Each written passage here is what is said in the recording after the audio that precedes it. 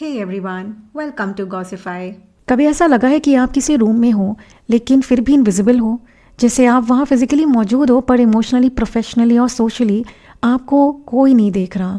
ऐसा मोमेंट सिर्फ personal life में नहीं होता बल्कि प्रोफेशनल वर्ल्ड्स में भी ऐसे मोमेंट्स होते हैं। और अगर आप बॉलीवुड का जैसे इकोसिस्टम का हिस्सा हो जहाँ पावर, परसेप्शन और प्रॉक्सिमिटी सब कुछ होता है, तो ये फीलिंग ऑलमोस्ट परमानेंट हो जाती है। बॉलीवुड का एक पुराना मुहावरा है, उगते सूरज को दुनिया सलाम करती है। ये लाइन हमने कई बार सुनी है, लेकिन अगर किसी इंडस्ट्री पर ये 100% फिट होती है तो ये वही हिंदी फिल्म इंडस्ट्री है। यहाँ टैलेंट इम्पॉर्टेंट है पर टाइमिंग उससे भी ज़्यादा। हार्डवर्क मैटर करता है पर कनेक्शंस उससे भी ज़्यादा। और सबसे पहले जो मैटर करता है वो पावर है। वो पावर जो आज किसी के पास है तो कल किसी और के पास चली जाती है। पिछले कुछ हफ्तों से एक इंटरेस्टिंग पैटर्न देखने को मिल रहा है। Social media feed suddenly Yami Gautam से भरी हुई थी। Instagram stories, perception, appreciation post, interviews, shout outs जैसे पूरी इंडस्ट्री एक कलेक्टिव रियलाइजेशन में लग गई है। Oh wait, Yami Gautam is actually brilliant. पर सवाल ये है, क्या ये रियलाइजेशन नया है या सिर्फ कन्वीनियंस नहीं है? यामी गौतम की फिल्म हक जब एक्चुअल में रिलीज़ हुई थी तब भी क्रिटिक्स ने उसकी परफॉर्मेंस को काफ़ी प्रेज़ किया था।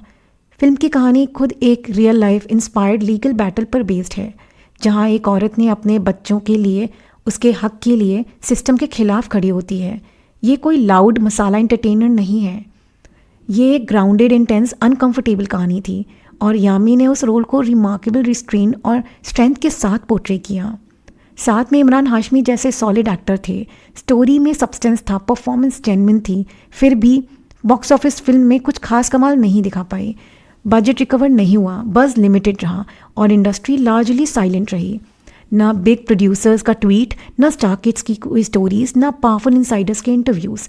फिर कुछ महीने बाद जब हक OTT पे रिलीज़ होती है तो पिक्चर बदलने लगी। नेटफ्लिक्स पर फिल्म ने ट्रैक्शन पकड़ लिया, वर्ड ऑफ माउथ स्ट्रॉन्ग था और ऑडियंस ने फाइनली उस कहानी को वो अटेंशन दिया जो शायद थिएटर रन के दौरान मिस हो गया था। सडनली लोग यामी के सीन्स शेयर करने लगे, मोनोलॉग्स वायरल होने लगे और डिस्कशंस होने लगे कि why this film was ignored earlier. लेकिन ये सिर्फ ऑडियंस का रिस्पॉन्स नहीं था जो चेंज हुआ था, इंडस्ट्री का टोन भी चेंज हुआ। और यहीं से कहानी इंटरेस्टिंग होती है। इसी टाइम पीरियड में एक और फिल्म ने इंडस्ट्री को हिला दिया था, धुरंधर। एक मैसिव सक्सेस, एक कल्चरल मूवमेंट और एक डायरेक्टर का रेस जिसे overnight next big thing declare कर दिया गया था। धुरंधर के डायरेक्टर आदित्य धर हैं और ये बात किसी से छुपी नहीं है कि यामी गौतम उनकी वाइफ है। अब डॉट्स कनेक्ट होने लगे। नेटिजन्स ने नोटिस किया कि जैसे ही धुरंधर ने रिकॉर्ड ब्रेकिंग सक्सेस देखी, वैसे ही यामी गौतम के लिए इंडस्ट्री एडमिरेशन का फ्लड आ गया। सडनली वही लोग जो सालों से इनडिफरेंट थे वो अब पोएटिक हो गए। सबसे ज़्यादा अटेंशन तब आया जब करण जौहर ने एक इलेबोरेट इंस्टाग्राम पोस्ट लिखा जिसमें उन्होंने यामी की परफॉर्मेंस को पाथ ब्रेकिंग, मास्टर क्लास और ब्रिलियंट बियॉन्ड वर्ड्स जैसे एडजेक्टिव से डिस्क्राइब किया। पोस्ट ब्यूटीफुली वर्डेड था, इमोशनली लोडेड था और क्लियरली एक लाइफ लॉन्ग फैंडम जैसा अनाउंसमेंट लग रहा था। पर यहाँ पर लोगों ने सवाल उठाया, ये प्यार पहले क्यों नहीं दिखा? और अगर हम थोड़ा पीछे जाएं तो यामी और करण जौहर का इक्वेशन हमेशा से कॉम्प्लिकेटेड रहा है। एक वक्त था जब काबिल रिलीज़ हुई थी जिसमें ऋतिक रोशन और यामी गौतम लीड रोल्स में थे। रिपोर्ट्स के मुताबिक करण जौहर ने सिर्फ ऋतिक को अपने टॉक शो कॉफ़ी विद करण पर इनवाइट किया था। तब ऋतिक ने इंसिस्ट किया कि उनकी को स्टार को भी इनवाइट करना चाहिए, तो एलिजिडली ऑफर विदड्रॉ कर लिया गया।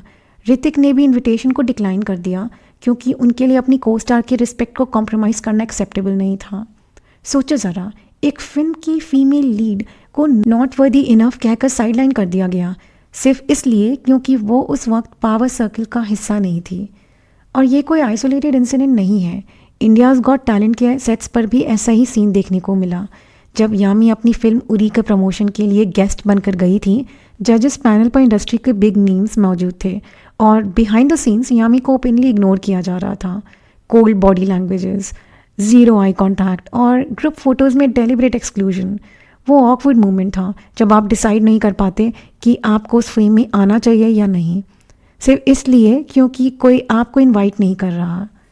ये सब देखकर एक चीज़ क्लियर हो जाती है, बॉलीवुड में बिलोंगिंग टैलेंट से नहीं, अलाइनमेंट से मिलती है। और अगर आप राइट लोगों के साथ पार्टीज अटेंड कर रहे हो, सेम सोशल सर्कल में मूव कर रहे हो, तो आप रेलिवेंट हो, वरना चाहे आप कितना भी काम कर लो, आपको इग्नोर किया जा सकता है। यामी गौतम ने सालों तक कंसिस्टेंट परफॉर्मेंसेस दी।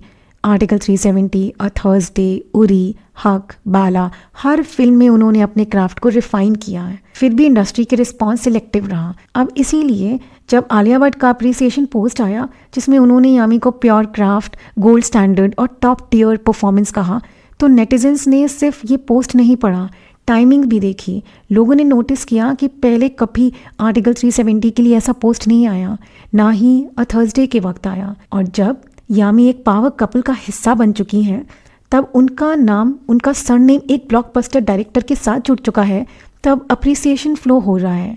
और ये अप्रिसिएशन गलत नहीं है, लेकिन सिलेक्टिव अप्रिसिएशन सस्पिशियस ज़रूर लगता है।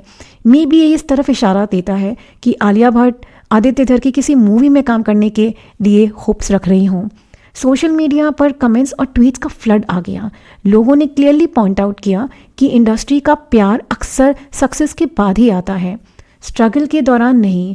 ये वो इंडस्ट्री है जो आउटसाइडर्स को तब तक इग्नोर करती है जब तक उनका ग्राफ अपवर्ड ना हो जाए। यामी का बॉलीवुड डेब्यू 2012 में हुआ था।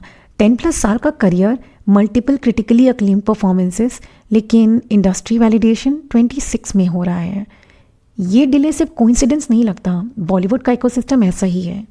यहाँ प्रेज करेंसी है, और करेंसी वही लोग खर्च करते हैं जिनके पास पावर होती है। आज आदित्य धर के पास पावर पोजीशन में है, इसीलिए यामी की वैल्यू सडनली डिस्कवर हो रही है। इसका मतलब ये नहीं है कि यामी को अप्रिसिएशन नहीं मिलना चाहिए, बिल्कुल मिलना चाहिए। पर सवाल ये है, क्या इंडस्ट्री तब भी खड़ी होती अगर धुरंधर फ्लॉप होती? क्या ये प्यार उसको तब भी मिलता अगर यामी किसी पावरफुल सरनेम से एसोसिएट ना होती?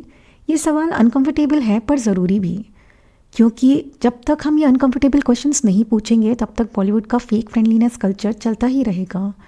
यामी गौतम की जर्नी एक रिमाइंडर है, टैलेंट अपना रास्ता खुद बनाता है, पर इंडस्ट्री का वैलिडेशन अक्सर लेट आता है, और वो भी कंडीशंस के साथ।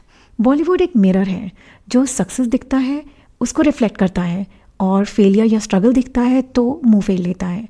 इसलिए जब भी आप किसी आर्टिस्ट का सडन सेलिब्रेशंस देखें तो सिर्फ अपलॉज मत कीजिए, कॉन्टेक्स्ट भी देखिए। आखिर में सच यही है, बॉलीवुड सिर्फ उगते सूरज को सलाम नहीं करता, बल्कि उसके साथ सेल्फी भी लेता है। अगर आपको ये वीडियो पसंद आई तो लाइक करें और गॉसिफाई को सब्सक्राइब करना मत भूलिए for more some interesting stories. मिलते हैं अगले वीडियो में। Till then take care and stay curious. Bye.